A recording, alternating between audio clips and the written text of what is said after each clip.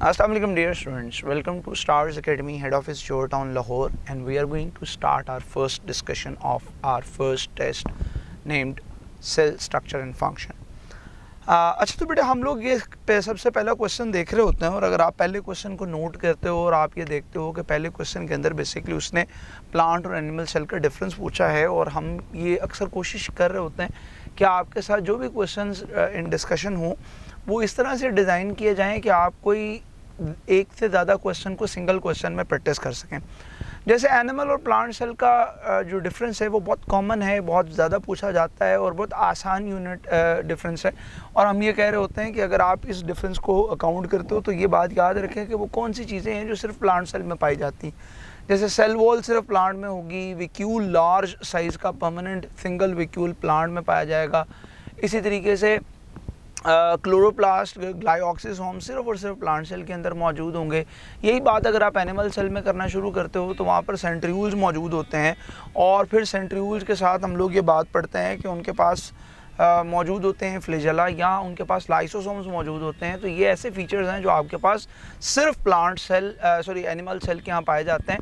तो इस बेस के ऊपर जब कभी सवाल ये पूछा जाता है कि which of the following is not present in plant cell, तो ये असल में पूछा ये जा रहा है कि एनिमल सेल में कौन सी चीज़ पाई जाती है। तो आप पहली ऑप्शन को देखते हो कि सेंट्रीयूल, लाइसोसोम, फ्लैजेला और इंटरमीडिएट फिलामेंट जो कि प्लांट में मौजूद नहीं होते हैं, सो ये सिर्फ और सिर्फ एनिमल सेल में पाए जाते हैं। तो हम आंसर मार्क कर रहे होते हैं अल्फा। नेक्स्ट क्वेश्चन पे चलते हैं। Which of the following is the most abundant form of lipids in plasma membrane. तो ये बड़ा कॉमन सवाल है, और ये एक बार आपके पास लिपिड की कैटेगरीज में से भी पूछा गया है कि आपके पास कौन से लिपिड्स हैं जो प्लाज्मा मेम्ब्रेन में सबसे ज़्यादा पाए जाते हैं। तो डेफिनेटली आपके पास सबसे ज़्यादा पाए जाने वाले लिपिड्स फॉस्फोलिपिड्स होते हैं। इसके अलावा आपके पास एक और कैटेगरी जिसको हम लोग कोलेस्ट्रॉल कहते हैं, जो कि रिजिडिटी ऑफ द मेम्ब्रेन को या रिजिडिटी ऑफ द मेम्ब्रेन को मेंटेन करने की कोशिश करते हैं। मोर ओवर स्फिंगोलिपिड्स जो आपके पास यहाँ पर दिखाए गए हैं, ये ऐसे लिपिड्स हैं जो कि आपको मिल रहे होते हैं स्फिंगोसीन के साथ। यहाँ पर ग्लिसरॉल के बजाय स्फिंगोसीन यूनिट मौजूद होते हैं, और ये न्यूरॉन्स के अंदर, माइलिन शीट के अंदर पाए जाते हैं। और इसी तरीके से अगर आप ग्लाइकोलिपिड्स की बात करते हो तो ये मॉडिफाइड फॉर्म ऑफ लिपिड्स हैं जो कॉन्जुगेटेड मॉलिक्यूल की सूरत में पाए जाते हैं। तो यहाँ पर बहरहाल हम आंसर बीटा मार्क कर रहे होते हैं। जी, क्वेश्चन नंबर 3 देखिएगा। विच of the following biomolecule is most abundantly found in plasma membrane. तो बेटे आपके पास चूँकि प्रोटीन्स वो हम जानते हैं कि कोई 60 से 80% पाई जाती हैं, और मेम्ब्रेन की फंक्शनैलिटी असल में प्रोटीन ही के ऊपर डिपेंड कर रही होती है। तो इस वजह से यहाँ पर पाई जाने वाली ज़्यादातर प्रोटीन होती ही ग्लोबुलर प्रोटीन है। सो अब जब कभी हम प्रोटीन को काउंट करेंगे और अल्फ़ा और बीटा प्रोटीन को देखेंगे तो फिर आपके पास डेफिनेटली अल्फ़ा वो प्रोटीन्स होंगी जो सबसे ज़्यादा अमाउंट में यहाँ पर पाई जाती हैं। सो आंसर हम लोग मार्क कर रहे होते हैं alpha. Membrane become stable and less permeable for water soluble substances due to the presence of। तो स्टेबिलिटी की जब कभी हम बात करते हैं कि मेम्ब्रेन को ज़्यादा स्टेबल कौन सी चीज़ बना रही होती है, तो डेफिनेटली आपके पास कोलेस्ट्रॉल है जो कि मेम्ब्रेन को ज़्यादा स्टेबिलिटी प्रोवाइड करता है। उसकी जो हाइड्रोफोबिक टेल्स हैं वो भी मेम्ब्रेन को स्टेबल करती हैं। लेकिन यहाँ पर एक बहुत बड़ी बात यह है कि इसकी जब हम इन कंपैरिजन चीज़ों को अकाउंट करना शुरू करते हैं तो सबसे पहले नंबर पर कोलेस्ट्रॉल है जो कि उसकी चेंज को रेगुलेट कर रहा होता है। Passage of molecules through the membrane is facilitated bye. Molecules की पैसेज की अगर बात की जाए तो मेरे बेटे आपके पास फैसिलिटेशन के लिए यहाँ पर चैनल और कैरियर प्रोटीन्स मौजूद होती हैं। और ये कैरियर और चैनल प्रोटीन में भी बात देखी जाए तो चैनल प्रोटीन अपना शेप चेंज नहीं करती हैं, कैरियर अपना शेप चेंज करती हैं। और हमने ये बात पढ़ी कि अगर कभी कैरियर प्रोटीन को अपनी शेप चेंज करने के लिए एटीपी यूज़ करने पड़े तो उस सूरत में फिर हम लोग ये कह रहे होते हैं कि ये एक्टिव ट्रांसपोर्ट बन जाती है। अदरवाइज़ कैरियर मीडिएटेड या चैनल प्रोटीन जहाँ पर एनर्जी कंज्यूम नहीं होती है वो फैसिलिटेटेड डिफ्यूजन का रोल प्ले करते हैं। सो आंसर यहाँ पर हम लोग डेल्टा मार्क कर रहे होते हैं। क्वेश्चन नंबर 6 की तरफ मूव करते हैं। Which of the following is an example of plasma membrane. बेटे जो मसल के बाहर की मेम्ब्रेन है, मसल्स के लिए चूँकि हम सार्को का वर्ड इस्तेमाल करते हैं तो जब कभी आप उसकी मेम्ब्रेन के लिए वर्ड यूज़ करोगे तो सार्कोलिमा कहोगे, उसके एंडोप्लाज्मिक रेटिकुलम को सार्कोप्लाज्मिक रेटिकुलम बोलोगे, और वहाँ पर मौजूद माइटोकॉन्ड्रिया को हम लोग सार्कोसोम्स का नाम दे रहे होते हैं। सो इस बेस के ऊपर हम कहते हैं कि सार्कोलिमा तो प्लाज्मा मेम्ब्रेन डेफिनेटली है, लेकिन जब कभी हम लोग माइक्रोबिलाई की बात करते हैं, ये भी एपिथेलियल सेल्स की एक्सटेंशन है जो आपको इंटेस्टाइनल लाइनिंग के अंदर मिल रही होती हैं। ये सिर्फ माइक्रोबिलाई यहाँ पर नहीं पाए जाते हैं। अगर आप कभी नेफ्रॉन के डिटेल स्ट्रक्चर्स को पढ़ें और उनकी ascending limb of loop of Henle को गौर से पढ़े हों, या आप कभी प्रॉक्सिमल कॉन्वोल्यूटेड टिब्यूल की इनर लाइनिंग को पढ़ रहे हो, तो वहाँ पर भी बेटे माइक्रोबिलाई आपको देखने में नज़र आती हैं। अगेन ये कि आपके पास जो रूट हेयर्स होते हैं, these are extension of plasma membrane, epidermal cells के ऊपर बनने वाली एक्सटेंशन है जो 67% इसका सरफेस एरिया इंक्रीज करती हैं और make that absorption more appropriate. So in this way ये सारी की सारी प्लाज्मा मेम्ब्रेन की एग्जांपल्स होती हैं। हम लोग ऑल ऑफ दीज मार्क कर रहे होते हैं। क्वेश्चन नंबर 7 पे मूव करते हैं। Most of the functions of the membrane is determined by. So ज़्यादातर फंक्शंस हम लोगों ने हमेशा ये बात पढ़ी कि वो प्रोटीन्स के साथ एसोसिएट करते हैं। जब कभी आपके पास प्रोटीन्स होती हैं, जिस कदर ज़्यादा प्रोटीन होती हैं उतना ज़्यादा फंक्शन मौजूद होता है। जैसे हम लोगों ने ये बात पढ़ी कि आपके पास अप्रॉक्सीमेटली 80% तक प्रोटीन मौजूद होती हैं किसी भी मेम्ब्रेन के। हाँ, यानी हम लोग जब कभी भी किसी मेम्ब्रेन की बात करते हैं और हम लोग ये बात कर रहे हैं आपके पास माइटोकॉन्ड्रियल इनर मेम्ब्रेन की, तो जब कभी हम माइटोकॉन्ड्रियल इनर मेम्ब्रेन की बात करते हैं वो फंक्शनली ज़्यादा एक्टिव है, 78 to 80% प्रोटीन मौजूद होती हैं। जब कभी मेरे बेटे आप थैलाकॉइड मेम्ब्रेन की बात करते हैं तो यहाँ पर भी 75 से 80% तक प्रोटीन्स मौजूद होती हैं। जब कभी आप बैक्टीरियल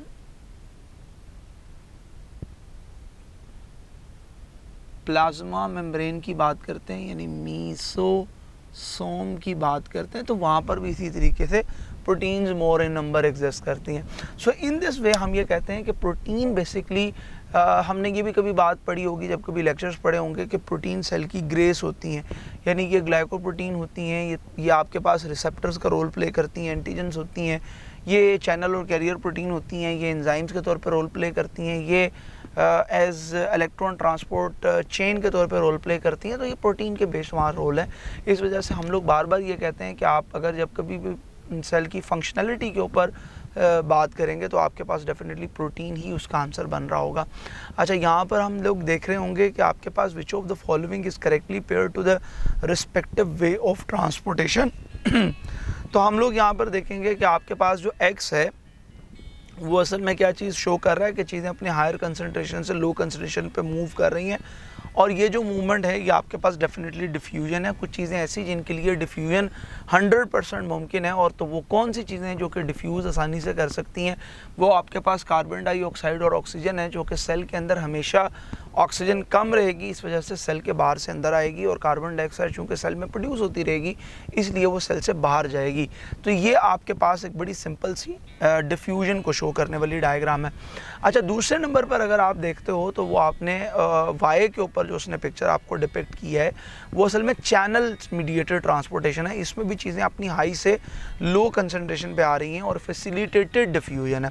अच्छा, थर्ड के ऊपर हम लोग बात कर सकते हैं कि ये आपके पास या तो एक्टिव ट्रांसपोर्ट हो सकती है या ये कैरियर मीडिएटेड ट्रांसपोर्टेशन है, जिसमें गो के यहाँ पर नज़र ऐसा आ रहा है कि चीज़ें अपनी लो से हाई कंसंट्रेशन पे जा रही हैं, तो कॉमनली कहा यह जाता है कि ये एक्टिव ट्रांसपोर्ट हो रही होगी और फिर कैरियर मीडिएटेड है। सो मैंने कहा था कैरियर मीडिएटेड चूँकि दोनों हो सकती हैं, एक्टिव ट्रांसपोर्ट भी हो सकती है और कैरियर मीडिएटेड फैसिलिटेटेड डिफ्यूजन भी हो सकती है। तो इन ऑप्शंस के अंदर आपके पास बेहतरीन आंसर फिर बीटा बन रहा होता है। ठीक है, सो हम लोग यहाँ पर बीटा मार्क करते हैं। अगर यहाँ पर एक्टिव ट्रांसपोर्ट के कॉन्टेक्स्ट में भी बात की जाती तो शायद हम उसके साथ भी बाउंड हो रहे होते इस तरह से। ठीक है, तो अगर तो एक्टिव ट्रांसपोर्ट के वाली ऑप्शन के साथ बाकी एक्स और वाई की ऑप्शन पैरेलल चल रही होती तो फिर शायद हम उसके साथ जाते हैं, क्योंकि अगेंस्ट द कॉन्सेंट्रेशन ग्रेडियंट है। लेकिन यहाँ पर बेस्ट लाइन के अंदर जो चीज़ बन रही है वो बीटा ही है। The thickness of cell membrane ये 7 नैनोमीटर होती है जी। आपके पास यहाँ पर उसने थोड़ा सा लिखा है, आप अगर इसको देखते हो तो ये वैल्यू असल में आपके पास मेंशन्ड है आपके फेडरल की बुक के अंदर। ठीक है, तो फेडरल की बुक के अंदर ये 7 नैनोमीटर की वैल्यू है, उसने शायद माइक्रो लिख दिया है, सो ये देख लीजिएगा। The table shows three processes that contribute to the transport across cell surface membrane, which process are the result of random movement of molecules. अच्छा देखिए बेटे जी, आपके पास जो डिफ्यूजन है वो आपके पास रैंडम मूवमेंट है मॉलिक्यूल्स की, और जो एंडोसाइटोसिस है ये हरगिज़ आपके पास रैंडम मूवमेंट के थ्रू नहीं होती है, ये स्पेसिफिक मूवमेंट है, और ऑस्मोसिस भी रैंडम मूवमेंट हो रही होती है। सो यहाँ पर आपके जो टेस्ट आपके पास आया होगा उसके अंदर डिफ्यूजन भी रैंडम मूवमेंट टिक मार्क होगा और ऑस्मोसिस भी रैंडम मूवमेंट टिक मार्क होगा, लेकिन एंडोसाइटोसिस जो है वो रैंडम मूवमेंट टिक मार्क नहीं होगा। ये चार्ली ऑप्शन बन रही होगी। यहाँ पर एक मिस्टेक उससे टाइपिस्ट से ये हुई है कि उसने चार्ली को क्रॉस मार्क कर दिया। ठीक है जी, सो ये आप ज़रा देख लीजिएगा जी। The middle lamella is composed mainly of, middle lamella हम लोगों ने ये बात पढ़ी थी कि मिडल लैमेला में पैक्टिक एसिड और पैक्टेंस मौजूद होते हैं। तो जब कभी आप कैल्शियम और मैग्नीशियम पैक्टेट की बात करते हो तो वो आपके पास चार्ली ऑप्शन में बड़ा क्लियर नज़र आ रहा है। Which of the following organelle is correctly pair to its respective organelle. तो हम लोगों ने ये कहा कि आपके पास जब कभी डीएनए रेप्लिकेशन की बात करते हैं तो ये राइबोसोम के साथ तो कतई तौर पे मैच नहीं कर रहा है, क्योंकि राइबोसोम डीएनए रेप्लिकेशन नहीं कराते, पॉलीपेप्टाइड सिंथेसिस यानी प्रोटीन की फॉर्मेशन कराते हैं। गोल्जी अपरेटस सेल वॉल की सिंथेसिस कराते हैं, ये बात ठीक है। एससीआर के ऊपर प्रोटीन सिंथेसिस नहीं होती, आरईआर के ऊपर प्रोटीन सिंथेसिस होती है। एरोबिक रेस्पिरेशन क्रिस्टी पे होती है। सो हम यहाँ पर ये बात पढ़ते हैं कि आप बीटा ऑप्शन की तरफ चलते हैं, क्योंकि गोल्जी अपरेटस से वेसिकल्स निकलते हैं जिनकी कोएलेसेंस से फिर आपके पास फ्रेगमोप्लास्ट बनता है और फिर वो इंटर्न सेल वॉल की फॉर्मेशन में रोल प्ले करता है। Question number 13, cell wall structure of a cell of unknown origin was studied and found to contain polysaccharide chain link to the short chain of amino acids. तो जब कभी आप amino acid की linkage की बात करेंगे तो आप यही कह रहे होंगे कि ये हम पेप्टाइड लिंकेज की बात कर रहे हैं बिटवीन द ग्लाइकेन चेन्स। ठीक है, यानी हम लोग यूँ बात करना चाह रहे हैं कि आपके पास UN एसिटाइल ग्लूकोजामीन और N एसिटाइल म्यूरामिक एसिड के मोनोमर्स हैं जो कि एक दूसरे के साथ ग्लाइकोसिडिक लिंकेज से अटैच हैं, और ये इसी तरह से एक पॉलीसेकेराइड की चेन है, जो पॉलीसेकेराइड की चेन आपके पास दोनों तरफ लिंक हो रही है, और ये जो पॉलीसेकेराइड की चेन्स आपके पास लिंक हो रही हैं, ये polysaccharide chains are actually linked via tetrapeptides और पेंटापेप्टाइड्स। ये पेंटापेप्टाइड टेट्रापेप्टाइड यूनिट से जुड़ रही हैं, इस वजह से इसको हम लोग पेप्टाइडोग्लाइकेन का नाम दे रहे हैं। सो जो पेप्टाइडोग्लाइकेन आपके पास यहाँ पर बन रहा है ये असल में दो ग्लाइकेन चेन्स को जोड़ने का काम करता है। सो इस वजह से हम लोग कहते हैं कि जी आपके पास आंसर जो है वो चार्ली बन रहा होता है। A cell without its cell wall is termed as, definitely cell wall के बगैर हम उसको प्रोटोप्लास्ट कहते हैं, और अगर प्लाज्मा मेम्ब्रेन भी रिमूव कर दी जाए तो प्रोटोप्लाज्म बन रहा होता है। The soluble part of the cytoplasm, बड़ी सीधी सी बात है, ये 2007 में भी सवाल पूछा गया है, उसके बाद भी पूछा गया है कि अगर सेल के सारे ऑर्गेनल्स को रिमूव कर लिया जाए साइटोप्लाज्म में से तो फिर साइटोसोल यानी soluble part of the cytoplasm cytosol बचता है। The storage house of vital chemicals definitely cytoplasm ही होता है। हम लोगों ने जब कभी साइटोप्लाज्म को पढ़ा होगा तो हम लोगों ने ये बात पढ़ी थी कि ये MSC है, यानी ये MSC किस तरीके से है कि ये MSC आपके पास ऑल जो मेटाबॉलिक रिएक्शंस होते हैं वो यहीं पे होते हैं। ये स्टोरेज हाउस है बहुत सी चीज़ों का, और ये आपके पास बेसिकली वो जगह है जहाँ पर साइटोप्लाज्मिक स्ट्रीमिंग मूवमेंट यानी साइक्लोसिस चला करती है। सो यहाँ पर आप जब कभी बात करते हो स्टोरेज हाउस की तो यहाँ पर storage house of chemical cytoplasm की बात हम लोगों ने लेक्चर में भी की है और यहाँ पर क्वेश्चन के अंदर पूछी गई है। क्वेश्चन नंबर 17 पे मूव करते हैं। तो which of the following pair of organelles are associated with the single membrane. तो ये आसान बात है कि आपके पास एंडोप्लाज्मिक रेटिकुलम से ओरिजिनेट होने वाली सारी बॉडीज़ सिंगल मेम्ब्रेन होती हैं। माइटोकॉन्ड्रिया और क्लोरोप्लास्ट डबल मेम्ब्रेन होते हैं। सेंट्रियोल और राइबोसोम्स की आपके पास मेम्ब्रेनलेस बॉडीज़ होती हैं। तो ये आपके पास आंसर यहाँ पर सीधा सीधा चार्ली बन रहा होता है। और इसके अलावा अगर लाइसोसोम, पैरोक्सिसोम, ग्लाइकोक्सिसोम और वैक्यूल की भी बात करेंगे तो वो सिंगल मेम्ब्रेनियस ऑर्गेनेल ही होंगे। Due to the specific function of each organelle it mimics to our daily life. Example, out of the given organelles which of the following is incorrectly paired. अच्छा बेटे, जब कभी हम लोग इन ऑर्गेनल्स की बात कर रहे होते हैं और हम लोग ये कह रहे होते हैं कि ये ऑर्गेनल जो हमारे यहाँ पाए जाते हैं, ये ऑर्गेनल किसके साथ इसके इनके फंक्शन किसके साथ मिमिक करते हैं, और यहाँ पर बेसिकली इनकरेक्ट का पूछा गया है। तो राइबोसोम सेलुलर इंजन होते हैं, हमने जब कभी लेक्चर पढ़ा उसके अंदर ज़रूर पढ़ा होगा। माइटोकॉन्ड्रिया आपके पास पावर हाउस होते हैं, एटीपी मिल होते हैं, सेल फर्नेस होते हैं, स्टोरेज बैटरीज होते हैं। लाइसोसोम्स की बात करें, सुसाइड बैग्स हैं, ये आपके पास सुसाइडल बैग्स के अलावा इनको सेल सोल्जर्स कहा जाता है। डिफेंस मॉलिक्यूल्स कंसिडर किया जाता है कि ये डिफेंस का रोल प्ले कर रहे होते हैं। डिड्यूब बॉडीज़ का नाम दिया जाता है। गोल्जी बॉडीज़ को हम लोग post office of the cell कहते हैं, packing machine of the cell कहते हैं, kitchen of the cell, basically kitchen में जो कि कुकिंग होती है, चीज़ें बन रही होती हैं, तो क्लोरोप्लास्ट को किचन ऑफ द सेल कहा जाता है जी। Protein structures which are long, unbranched and slender tubules makes mitotic apparatus. So हम कहते हैं वो प्रोटीन के स्ट्रक्चर जो कि लॉन्ग, अनब्रांच्ड और स्लेंडर ट्यूब्यूल्स बनाते हैं, ये आपके पास माइटोटिक अपरेटस के अंदर अगर ख़ास बात करते हैं, ये लास्ट ईयर का पेपर का एमसीक्यू भी है इस तरह का। तो ये जब कभी उसने माइटोटिक अपरेटस की बात की है तो माइक्रोट्यूब्यूल्स वो स्ट्रक्चर होते हैं जो कि माइटोटिक अपरेटस बनाने में रोल प्ले करते हैं। आंसर हो रहा होता है चार्ली। ठीक है बेटे, अगर यहीं पे सवाल सूडोपोडिया की फॉर्मेशन के हवाले से या आपसे साइक्लोसिस के हवाले से, एंडोसाइटोसिस या एक्सोसाइटोसिस के हवाले से पूछा जाए तो हम उसको माइक्रोफिलामेंट्स कहते हैं। और अगर वो क्वेश्चन आपसे पूछता है कि कौन सा सेल के ऑर्गेनल को अपनी जगह पे फिक्स करके रखते हैं तो वो इंटरमीडिएट ट्यूब्यूल्स होती हैं। सो आंसर हम लोग फिर यहाँ पर तो चार्ली ही मार्क कर रहे होते हैं। The principal protein of cilia and flagella, तो ये ट्यूबुलेंट प्रोटीन होती है, आसान बात है। सो ये तो खैर कोई इतनी मुश्किल चीज़ नहीं है। लेकिन अगर यही बात करी जाए कि फ्लेजेला के अंदर मौजूद कौन सी प्रोटीन्स हैं जो कि आपको फ्लेजेला की फॉर्मेशन में हेल्प या रोल प्ले करती हैं, तो उसको फ्लेजेलेंट प्रोटीन का नाम दिया जाता है। Which one of the following structures is responsible for amoeboid movements, तो जब कभी आप अमीबॉइड मूवमेंट्स की बात करते हो तो अगेन वही बात जो मैंने आपसे अभी थोड़ी देर पहले की है कि एंडोसाइटोसिस, सूडोपोडियल मूवमेंट्स की, एक्सोसाइटोसिस की बात करेंगे तो फिर आपके पास माइक्रोफिलामेंट्स का जिक्र हो रहा होगा। Which of the following is not a function of smooth endoplasmic reticulum?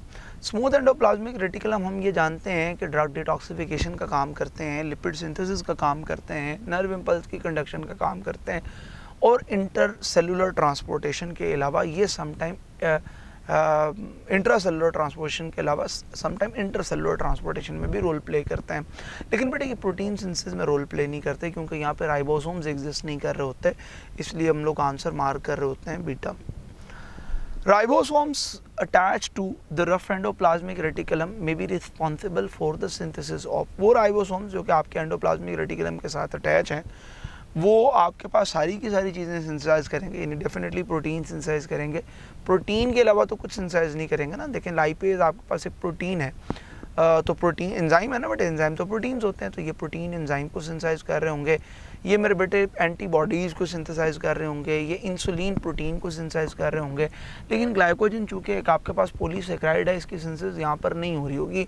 वैसे भी ग्लाइकोजन सिंथेसाइज होने की बजाय आपके पास एक्यूमुलेट हो रहा है। या चले हम सिंथेसिस की भी बात करते हैं तो ग्लूकोज के मिलने से ही आपके पास लॉन्ग यूनिट चेन बन रहे होते हैं जिनको हम लोग ग्लाइकोजन का नाम दे रहे होते हैं।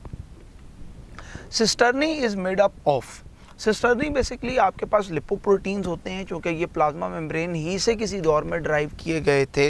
यानी उनका ये ख्याल है कि किसी दौर में हुआ ये था कि प्लाज्मा मेम्ब्रेन किसी सेल की यूं इन्वेजिनेट की थी, तो ये जो इन्वेजिनेशन थी किसी एक मेम्ब्रेन के अंदर, इसी को हम लोगों ने लिपोप्रोटीन का नाम दिया था, यानी चार्ली आंसर हम लोग मार्क कर रहे थे। Which of the following are appear to, तो ये प्लाज्मा मेम्ब्रेन लिपोप्रोटीन है, ये भी लिपोप्रोटीन्स होते हैं। Which of the following are appear to be tubular in appearance, तो बेटे आपके पास जो स्मूथ एंडोप्लाज्मिक रेटिकुलम है, हमने पढ़ा था कि ये ब्रांच और ट्यूबुलर अपीयरेंस के अंदर होते हैं, जबकि रफ एंडोप्लाज्मिक रेटिकुलम आपके पास मेम्ब्रेनियस सैक्स हैं, ये आपके पास ये यूजुअली मेम्ब्रेनियस फ्लैटेंड सैक्स की सूरत में पाए जाते हैं। राइबोसोम्स ग्रेन्यूल्स होते हैं, और अगर ये बात की जाए तो इनको हम लोग डिड्यूब ग्रेन्यूल्स भी कहा जाता है। सो आंसर यहाँ पर हम लोग मार्क कर रहे होते हैं beta. Which of the following statement is incorrect regarding to endoplasmic reticulum? देखिए जी, एंडोप्लाज्मिक रेटिकुलम आपके पास रफ और स्मूथ एंडोप्लाज्मिक रेटिकुलम होते हैं और डिफरेंट सेल्स के अंदर वहाँ पर उनके फंक्शन की बुनियाद के ऊपर number of rough and smooth endoplasmic reticulum very कर रहे होते हैं। सो अगर आप बात करें पहले ऑप्शन के ऊपर कि RER is more than SCR in adipose tissues, तो एडिपोज टिश्यूज़ में बेटे लिपिड के सिंथेसिस या लिपिड स्टोरेज का काम ज़्यादा हो रहा है। तो लिपिड स्टोरेज और सिंथेसिस की जब कभी हम बात करते हैं तो फिर वो SCR का नंबर ज़्यादा होना चाहिए RER के मुकाबले में। इसी तरीके से अगर हम लोग सेकंड पर हिपैटोसाइड्स की बात करते हैं तो हिपैटोसाइड्स हैज़ मोर RER, तो ये बात ठीक है कि हेपेटोसाइट में RER का नंबर ज़्यादा होता है SCR के मुकाबले में। और जब कभी आप RBCs की बात करते हो तो RBCs में तो दोनों ही चीज़ें कम होती हैं, ये बात भी ठीक है। और प्लाज्मा मेम्ब्रेन, प्लाज्मा सेल जो कि एंटीबॉडीज़ बनाते हैं वहाँ पर भी RER ज़्यादा होता है। सो यहाँ पर जो है वो पहली ऑप्शन ही गलत लिखी गई है और वहाँ पर एग्ज़ाम में भी उसने क्वेश्चन में भी इनकरेक्ट स्टेटमेंट के हवाले से पूछा है। सो इस वजह से हम लोग यहाँ पर फिर आंसर मार्क कर रहे होते हैं अल्फ़ा। जी question number 27, enzymes and other polypeptides are synthesized by. ये एंजाइम और पॉलीपेप्टाइड्स, लाजमी बात है एंजाइम प्रोटीन होते हैं, पॉलीपेप्टाइड प्रोटीन होते हैं, तो ये RER के ऊपर ही बन रहे होंगे। अब यहाँ पर तो उसने RER का जिक्र नहीं किया, उसने और भी दो साइट्स की बात की है कि एंजाइम और पॉलीपेप्टाइड्स कौन कौन बनाते हैं। तो उसने कहा कि जी ये आपके पास राइबोसोम जो RER पर होते हैं वो तो बना ही रहे होते हैं, लेकिन उसके अलावा जो राइबोसोम माइटोकॉन्ड्रियल मैट्रिक्स में और क्लोरोप्लास्ट में पाए जाते हैं वो भी बनाते हैं। So all of these is the right answer. Ribosomes are composed of an almost equal amount of, but definitely हम ये जानते हैं कि ये दो चीज़ों से बनते हैं, ऑलमोस्ट 50 एंड 50% यहाँ पर राइबोसोमल RNA और प्रोटीन्स पाए जाते हैं। इस वजह से आंसर हम लोग मार्क कर रहे होते हैं चार्ली। जी ribosomes attach to messenger RNA through, तो मैसेंजर RNA जो है वो स्मॉलर राइबोसोमल यूनिट के साथ अटैच होता है। अक्सर स्टूडेंट्स ये गलती करते हैं कि वो यहाँ पे मैग्नीशियम आयंस लगा देते हैं, और मैग्नीशियम आयंस बड़ा कॉमन क्वेश्चन है, पेपर में बहुत ज़्यादा पूछा गया है कि दो राइबोसोमल यूनिट कैसे जुड़ते हैं। तो हमने जब कभी ये बात पढ़ी भी थी और उस वक्त हमने देखा भी था, तो हम लोगों ने यही बात की थी बेटे इस तरह से कि आप यूँ एज्यूम कर लें कि ये आपके पास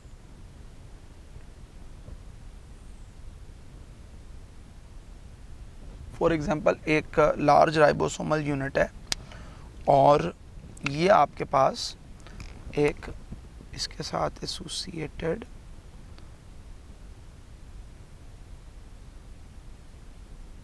स्मॉल राइबोसोमल यूनिट है।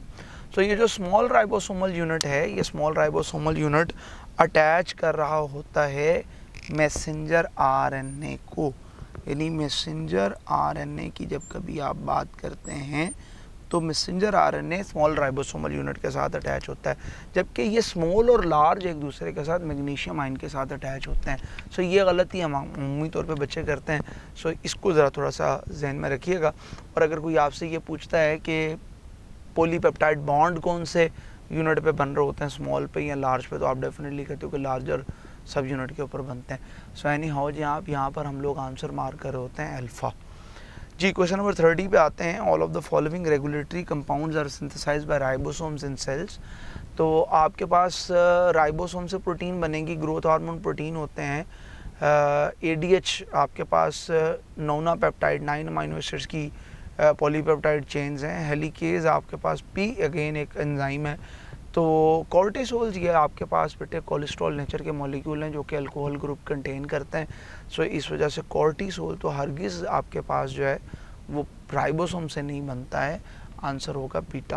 Question number 31, what is correct about polysome. देखिए जी पोलीसोम बड़ी सीधी सी बात है, यानी मैंने आपसे जब कभी पढ़ाया भी था तो तब भी ये बात की थी कि अगर एक मैसेंजर RNA के साथ बहुत से राइबोसोम्स अटैच होते हैं, ठीक है, तो हम लोग इसको पोलीसोम कहने की बजाय इसको नाम देते हैं कि ये पोलीसोम नहीं है बल्कि ये पोलीराइबोसोम। पर पहले तो नाम यही दिया था, वो फिर चेंज होता होता आज ये पोलीसोम में चेंज हो गया। तो भाई मैनी राइबोसोम्स अगर एक मैसेंजर RNA से अटैच होते हैं, और ये अटैचमेंट बेटे साइटोप्लाज्म के अंदर होती है, न्यूक्लियस में नहीं बनते हैं, ठीक है। तो मैं ये कहता हूँ कि अगर आपके पास combination of single messenger RNA with many ribosomes, तो बीटा वाली ऑप्शन ठीक है। स्टूडेंट्स कहते हैं कि जनाब ये चार्ली ऑप्शन भी ठीक होती है। नहीं बेटा, ठीक इसलिए नहीं होती है कि वहाँ पर न्यूक्लियस का लफ्ज़ लिखा है। हम न्यूक्लियस में ऐसा नहीं होता है, ये साइटोप्लाज्म में हो रहा होता है, या आपके पास या बल्कि definitely most of the time ये साइटोप्लाज्म में ही चलता है। तो ये क्योंकि आपके पास ये चीज़ें ना ज़्यादातर आपको प्रोकैरियोटिक सेल में देखने में नज़र आती हैं, जहाँ पर जनरेशन टाइम कम होता है और थोड़े वक्त में आपको ज़्यादा प्रोटीन बनाना होती है, तो वहाँ पर आपको ये देखने में नज़र आता है। इस वजह से आंसर हम लोग मार कर रहे होते हैं beta. Question number 32, secretory granules found in acinar cell. अब एसिनार सेल जो पेनक्रियाज में पाए जाते हैं, ये बेटे ये पेनक्रियाटिक जूस बनाते हैं। और पेनक्रियाटिक जूस में एक बात याद रखिएगा, कभी भी इंसुलिन या ग्लूकागोन के हार्मोन्स नहीं होते हैं। हार्मोन्स हमेशा ब्लड में रिलीज़ किए जाते हैं, और वो आपको पता है इंसुलिन बीटा सेल से आ रही होती है और ग्लूकागोन जो है वो अल्फ़ा सेल से आ रहा होता है। सो इस बेस के ऊपर हम लोग जब कभी बात करते हैं तो आपके पास कौन सी सरफेस से ये बड ऑफ होते हैं, तो ये कॉन्केव सरफेस से होंगे जो मैच्योरिंग फेस होगी। सो इस वजह से अल्फ़ा और बीटा में से देख रहे होंगे। इंसुलिन नहीं हो सकता, उसकी रीज़न ये होती है कि वो आपके पास बीटा सेल से बनते हैं, ना कि ये एसिनार सेल से बनते हों। सो आंसर फिर हम लोग अल्फ़ा ही मार्क कर रहे होते हैं जी। Question number 33, proteins and lipids are converted into glycoproteins and glycolipids. ये बेसिकली ग्लाइकोसाइलेशन है, और ये आपकी गोल्जी बॉडीज़ का सबसे इंपॉर्टेंट फंक्शन है। ये याद रखिएगा कि गोल्जी बॉडीज़ जहाँ पे पैकिंग का काम करती हैं, सेलुलर सिक्रीशन का काम करती हैं, वहाँ पे कॉन्जुगेटेड मॉलिक्यूल बनाना यानी ग्लाइकोसाइलेशन करना इनका बहुत बड़ा काम है। इस वजह से हम लोग आंसर मार्क कर रहे होते हैं Golgi apparatus delta G. Question number 34 में देखिएगा तो गोल्जी बॉडीज़ ही दिखाई गई हैं, तो आपको जहाँ पे गोल्जी बॉडीज़ देखने को नज़र आती हैं वो आंसर आसानी से आप मार्क कर रहे होंगे। यानी चार्ली अगर आप ऑप्शन देखते हो जो कि पैकेजिंग मटेरियल प्रोवाइड करता है, ये असल में इसी ही की बात हो रही है। आंसर हम लोग मार्क कर रहे होते हैं चार्ली जी। Simple sacs with acid phosphatases and several other hydrolytic enzyme. याद रखिएगा हाइड्रोलिटिक एंजाइम एक्सक्लूसिवली सिर्फ और सिर्फ लाइसोसोम में पाए जाते हैं, और हमने ये बात पढ़ी थी कि ओस्टियोक्लास्ट के अंदर या कॉन्ड्रोक्लास्ट सेल्स के अंदर या आपके पास मैक्रोफेजेस और न्यूट्रोफिल्स के यहाँ ये वाले जो यूनिट्स होते हैं वो ज़्यादा तादाद में पाए जाते हैं, लाइसोसोम ज़्यादा तादाद में मौजूद होते हैं। यहाँ पर जो वर्ड डिक्टोसोम लिखा गया है ये असल में गोल्जी बॉडीज़ के लिए यूज़ किया जाता है, और ये गोल्जी बॉडीज़ चूँकि प्लांट सेल में जो स्कैटर्ड फॉर्म में होते हैं उसको डिपेक्ट करने के लिए हम लोग डिक्टोसोम का लफ्ज़ इस्तेमाल करते हैं। क्वेश्चन नंबर 36 देखते हैं कि which of the following organelle is most abundant in those animal cells which exhibit phagocytotic activity. तो अभी बात हो रही थी कि लाइसोसोम ही फैगोसाइटोटिक एक्टिविटी परफॉर्म करते हैं। हम लोग आंसर मार्क कर रहे होते हैं बीटा जी बेटे। तो क्वेश्चन नंबर 37 में हम देखते हैं कि ऑटोफैगोसोम। ऑटोफैगोसोम क्या चीज़ होती है? ऑटो का मतलब होता है सेल्फ। अगर सेल अपनी ही किसी चीज़ को खाता है तो हम खाने की जो बात कर रहे हैं यानी उसकी डाइजेस्टिव फंक्शन की बात कर रहे हैं, तो वो डाइजेस्टिव फंक्शन तभी परफॉर्म हो रहे होते हैं जब आप सेकेंडरी लाइसोसोम की बात करते हैं। सो इस वजह से जब कभी आप सेकेंडरी लाइसोसोम को पढ़ना शुरू करते हो तो सेकेंडरी लाइसोसोम असल में आपके पास एक्टिवेटेड लाइसोसोम्स हैं जो कि ये काम करते हैं। प्राइमरी तो वैसे एक्टिवेटेड नहीं होते हैं, और टर्शरी आपके पास रेजिडुअल बॉडीज़ होती हैं। तो जब आप कभी डाइजेस्टिव एक्टिविटी की बात करते हो तो वो सेकेंडरी लाइसोसोम में आती है। इन सेकेंडरी लाइसोसोम में अगर आप बाहर से किसी चीज़ का इंटेक करते हो तो उसको हम लोग हेट्रोफैगोसोम कहते हैं, अदरवाइज़ हम लोग इसको डाइजेस्टिव वैक्यूल भी कहते हैं, फैगोलाइसोसोम भी कहते हैं। तो ये सारे लफ्ज़ इस्तेमाल हो रहे होते हैं। हम लोग यहाँ पर आंसर मार्क करते हैं चार्ली जी। क्वेश्चन नंबर 38 देखिएगा, it is a congenital disease.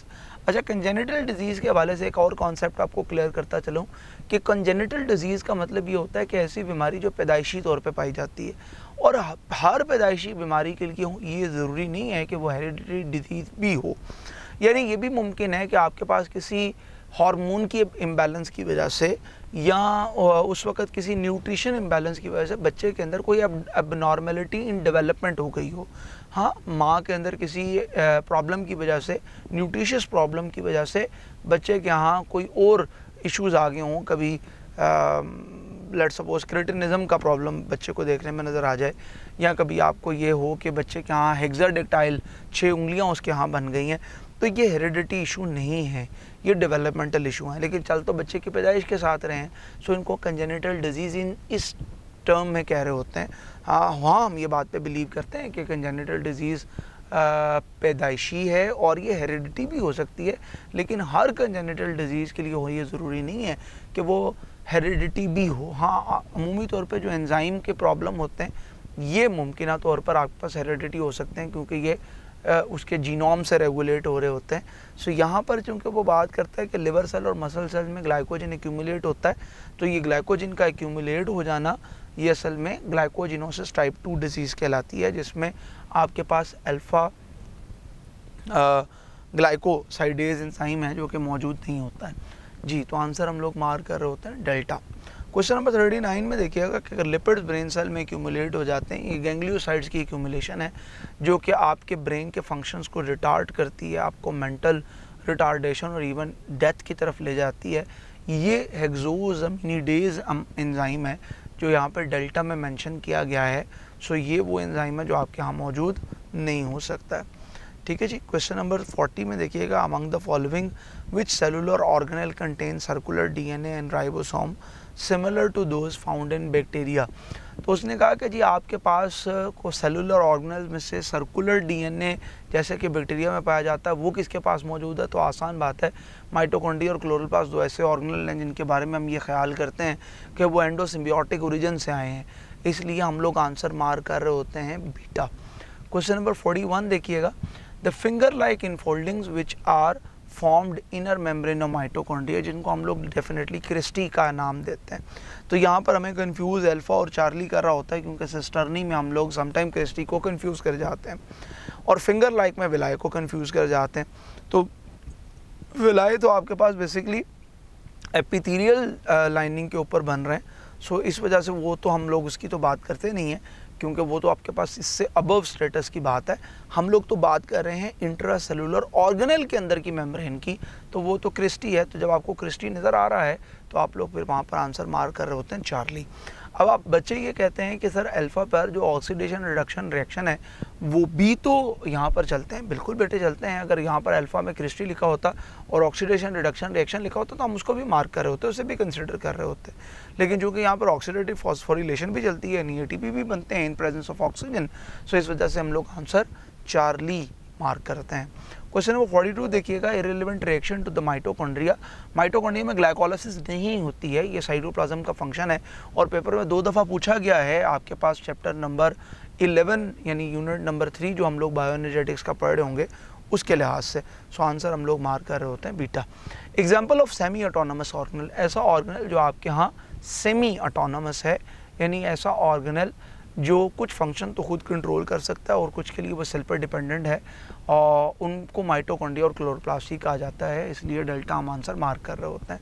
In mitochondria cristae act as a site of, cristae basically आपके पास वो साइट होगी जहाँ पे ऑक्सीडेशन रिडक्शन रिएक्शन होंगे, यानी जब कभी भी आप एक साइटोक्रोम से दूसरे साइटोक्रोम को इलेक्ट्रॉन दे रहे होंगे तो डेफिनेटली जिसको इलेक्ट्रॉन देंगे उसकी रिडक्शन हो रही होगी और जिससे इलेक्ट्रॉन जा रहा होगा उसकी ऑक्सीडेशन हो रही होगी। तो ये ऑक्सीडेशन रिडक्शन रिएक्शन जो कि इलेक्ट्रॉन ट्रांसपोर्ट चेन का खासा है, ये इस माइटोकॉन्ड्रियल इनर मेम्ब्रेन के ऊपर कंडक्ट होते हैं, इसलिए हम लोग आंसर डेल्टा मार्क कर रहे होते हैं।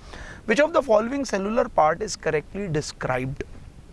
हम कहते हैं कि जी थैलाकोइड फ्लैटेंड मेम्ब्रेनियस सैक हैं forming the ग्राना of the chloroplast. पहली ऑप्शन ठीक है, बाकी ऑप्शन को शायद हमें पढ़ने की भी ज़रूरत नहीं पड़ती, क्योंकि सेंट्रियूल आपके पास आरएनए सिंथेसाइज नहीं करते हैं। लाइसोसोम की पीएच 8.5 नहीं होती, 4.5 से 5 होती है, यानी एसिडिक पीएच होती है। और अगर आप राइबोसोम्स की बात करते हो तो क्लोरोप्लास्ट के अंदर पाए जाने वाले राइबोसोम्स आपके पास 70s के होते हैं as compare to the cytoplasmic ribosome. तो इस वजह से ये बड़ी सीधी सी बात ये है कि हम लोग अल्फा आंसर की तरफ मूव कर रहे होते हैं। क्वेश्चन नंबर 46 देखिएगा, chlorophyll is in chloroplast is located on, ये सारे के सारे बेटे ग्राना के ऊपर पाए जाएंगे और ग्राना ही बेसिकली आपके पास रोल प्ले कर रहा होता है as a site of cellular photosynthesis की एक्टिविटी के ऊपर। सो इस वजह से हम लोग ये बात करते हैं कि ग्राना के ऊपर ये काम चलते हैं। स्ट्रोमा के यहाँ चूँकि लाइट रिएक्शन नहीं चल रहा होता, वहाँ पे पिगमेंट्स की ज़रूरत ही नहीं होती है। सो आंसर भी हम लोग फिर इस तरह से चार्ली ही मार्क कर रहे होते हैं। क्वेश्चन नंबर 47 देखिएगा कि plant cell synthesize sugar in the sugar की सिंथेसिस मेरे बेटे स्ट्रोमा के अंदर होती है। स्ट्रोमा के यहाँ केल्विन साइकिल चला करता है जिसमें कार्बन डाइऑक्साइड को हम लोग ग्लूकोज में चेंज करते हैं, उसको dark reaction, light independent reaction, Melvin Calvin cycle, kelvin Benson cycle बोल रहे होते हैं। तो इस वजह से आंसर हम लोग बीटा ही मार्क करते हैं। Which one stores starch? तो बेटे देखें, स्टार्च बेसिकली एमाइलोज और एमाइलोपेक्टिन की चेन्स होती हैं, और ये एमाइलोज और एमाइलोपेक्टिन की चेन्स जो हैं वो अमाइलोप्लास्ट में स्टोर होंगी। अगर यही सवाल आपसे ऑयल की स्टोरेज के हवाले से पूछा जाता तो आप एलायोप्लास्ट कहते, और यही अगर आपके पास प्रोटीन की स्टोरेज के हवाले से पूछा जाता तो आप ओलेरोप्लास्ट यानी प्रोटीनोप्लास्ट की बात करते, और अगर आप क्लोरोप्लास्ट को डार्क में ग्रो करते हैं they form etioplast. So answer यहाँ पर इस क्वेश्चन के मुताबिक अल्फा ही मार्क हो रहा होता है। क्वेश्चन नंबर 49 देखिएगा, it is an internal network of membrane in the stroma of chloroplast that forms flattened sacs endowed with chlorophyll. Internal network of membrane जो आपके पास किसी भी स्ट्रोमा ऑफ क्लोरोप्लास्ट में पाया जाता है, ये आपके पास थैलाकॉइड की मेम्ब्रेन्स होती हैं। यहाँ पर आंसर बीटा डेफिनेटली मार्क होता है, लेकिन यहाँ पर एक ऑप्शन जो मार्क है वो बायोप्लास्ट भी लिखी गई है। तो बायोप्लास्ट बेसिकली बेटे पुराना नाम है जो कि माइटोकॉन्ड्रिया के लिए यूज़ किया जाता था। Dash provide support for the individual plant cell and contributes to the turgidity of the leaves and younger part of the plant. तो कौन सी चीज़ ऐसी है जो कि सपोर्ट करती है प्लांट, यंगर प्लांट सेल को? डेफिनेटली सेल वॉल तो यंगर प्लांट को इतना ज़्यादा सपोर्ट नहीं करती है जितना विक्यूल उसको सपोर्ट कर रहा होता है, इसलिए हम लोग आंसर मार्क करते हैं चार्ली। जी, which of the following is not a function of vacuole? Vacuole बेटे कभी भी गैसेस की स्टोरेज में रोल प्ले नहीं करता। ये बहुत से एंथोसाइनिन को स्टोर कर लेगा, ये आपके पास बहुत से सोल्यूट वेस्ट को स्टोर कर लेगा, वाटर को स्टोर कर लेगा, लेकिन कभी भी बेटे आपके पास ऑक्सीजन और कार्बन डाइऑक्साइड को स्टोर नहीं करेगा, इसलिए आंसर हमारे पास होता है बीटा। स्टूडेंट पूछते हैं सर ये ऑस्मो रेगुलेशन कैसे करता है? तो हम लोग ये कहते हैं कि बेटे बड़ी सिंपल सी बात है कि साइटोप्लाज्म के अंदर पानी ज़्यादा ना रहे और उसकी पीएच डिस्टर्ब ना हो, ओवर डाइल्यूट ना हो, इसलिए ये ऑस्मो रेगुलेशन में तो रोल प्ले करता है। स्टोरेज की बात हम पहले कर चुके हैं, मैकेनिकल सपोर्ट ये हमें प्रोवाइड किया करता है, सो इस वजह से हम लोग आंसर मार्क करते हैं बीटा। जी, question number 52, nucleoli are responsible. Nucleoli basically आपके पास न्यूक्लियोलस के लिए वर्ड यूज़ किया जाता है, और ये आपके पास वो स्ट्रक्चर्स हैं जो कि फॉर्मेशन कर रहे होते हैं राइबोसोम्स की। हम ये बात बड़ी कॉमन पढ़ते हैं कि राइबोसोम जो है वो फैक्ट्री ऑफ प्रोटीन है और न्यूक्लियोलस असल में फैक्ट्री ऑफ राइबोसोम है, इसलिए आंसर मार्क कर रहे होते हैं delta. Peripheral area of the nucleolus, ये चूँकि ग्रेनुलर होता है और यहाँ पर ग्रेनुलर में लाजमी बात है ग्रेनुलर बॉडीज होंगी, राइबोसोम्स की बॉडीज होनी चाहिए, सो प्रिकर्सर ऑफ राइबोसोमल यूनिट्स यहाँ पर पाए जाते हैं, आंसर होता है beta. Question number 54, a chromosome is chemically. Chromosome basically DNA contain करता है और साथ में हिस्टोन प्रोटीन्स होती हैं, इसलिए इसको डीऑक्सीराइबो न्यूक्लियोहिस्टोन्स का नाम दिया जा सकता है as beta. Question number 55, which one is an a nucleated cell. तो आपके पास जो बर्ड के आरबीसीज हैं ये न्यूक्लिएटेड होते हैं बेटे, सिर्फ मेच्योर मेमिलियन आरबीसीज जो है वो आपके पास ए न्यूक्लिएटेड होते हैं, बाकी सारे आरबीसीज न्यूक्लिएटेड ही हुआ करते हैं। दूसरी एक एग्जांपल जो हम लोगों ने न्यूक्लियस के लेक्चर के अंदर पढ़ी थी वो सीव ट्यूब सेल्स के बारे में बात की थी, तो इसलिए आंसर हम लोग मार्क कर रहे होते हैं डेल्टा। क्वेश्चन नंबर 56 देखिएगा, 8 pairs of chromosomes are found in.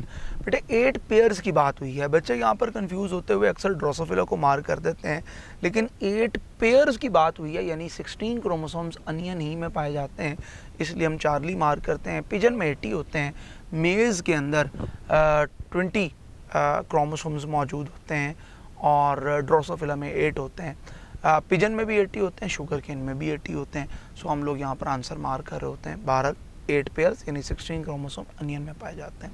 Pick one that is present in prokaryotic cell but not in eukaryotic cell. ये अब 4 सवाल आगे जो आपसे पूछे जा रहे हैं ये प्रोकैरियोटिक और यूकैरियोटिक सेल से पूछे जाएंगे, और ये एक बात याद रखिएगा कि ये बड़ा सिग्निफिकेंट टॉपिक है, हर साल आपके पास प्रोकैरियोटिक और यूकैरियोटिक का क्वेश्चन लाजमी पूछा जाता है। सो हम अगर प्रोकैरियोटिक यूकैरियोटिक की बात करते हैं तो हम लोग ये कहते हैं कि आप इनके पास माइटोसिस मियोसिस नहीं मौजूद होते, यहाँ पे थ्रेड नहीं देखने में नज़र आते, इसको हम लोग बाइनरी फिशन या ए माइटोसिस का नाम देते हैं। तो one that is present, present की बात पूछिए तो वो प्रेजेंट में फ्लैजेलिन प्रोटीन आएगी, नॉट प्रेजेंट की बात करेंगे तो माइटोसिस मियोसिस आएगा, ठीक है जी। Which of the following contains peptidoglycan cell wall. तो बेटे बैक्टीरिया के पास पेप्टाइडोग्लाइकन सेल वॉल तो स्ट्रेप्टोकोकाई, बड़ी सीधी सी बात है। पेनिसिलियम की बात करेंगे तो ये असल में आपके पास एक फंजाई है जहाँ पे काइटन की सेल वॉल है। अमीबा के पास सेल वॉल नहीं होती है, बैक्टीरियोफेज वैसे ही वायरसेस होते हैं। आंसर होगा बीटा। जी, क्वेश्चन नंबर 59 देखिएगा। Eukaryotic cell have, eukaryotic cell के पास कौन सी चीज़ पाई जाती है?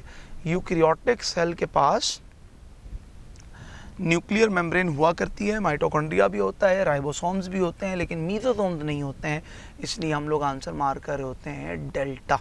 ठीक है जी। What identifies a cell as a prokaryote? कौन सी चीज़ ऐसी है जो आपको आइडेंटिफाई करेगी कि ये एक प्रोकैरियोटिक सेल है? तो हम ये कहेंगे जो डीएनए की सर्कुलर फॉर्म है वो असल में इसको आइडेंटिफाई करेगी कि ये एक प्रोकैरियोटिक सेल है, क्योंकि circular DNA exclusively prokaryotic cell में पाए जाते हैं। यूकैरियोटिक सेल के अंदर पाए जाने वाले डीएनए लीनियर होते हैं। हाँ, अलबत्ता अगर उनके ऐसे डीएनए जो कि उनके माइटोकॉन्ड्रिया और क्लोरोप्लास्ट में पाए जाते हैं वो ज़रूर आपके पास सर्कुलर हो सकते हैं, लेकिन एक्सक्लूसिवली बैक्टीरिया का जो जीनोमिक डीएनए है वो सर्कुलर नेचर का होता है। और बार बार हम लोगों ने ये बात पढ़ी कि जब कभी आप सर्कुलर डीएनए की बात करते हो तो सर्कुलर डीएनए का मतलब ये होता है कि ये अपने कोई एंड्स कंटेन नहीं करता है। ठीक है, इसके कोई एक्सक्लूसिव एंड्स मौजूद नहीं होते हैं। सो इसलिए हम लोग आंसर मार्क कर रहे होते हैं चार्ली। राइट। सो यहाँ पर बेटे हमारी डिस्कशन वाइंड अप होती है। कोई क्वेश्चन होगा तो आप ज़रूर पूछिएगा, हम उसको ज़रूर इनकाउंटर करेंगे आपकी आसानी के लिए कि आप इसको समटाइम फॉरवर्ड करके भी देख सकते हैं। आपके लिए ये चीज़ आसान हो सकती है कि आप उसके क्वेश्चंस को मार्क करके मूव करते रहें, तो इस वजह से हम लोगों ने इसको रिकॉर्ड किया है। कोई क्वेश्चन होगा तो आप ज़रूर पूछिएगा। Thank you so much.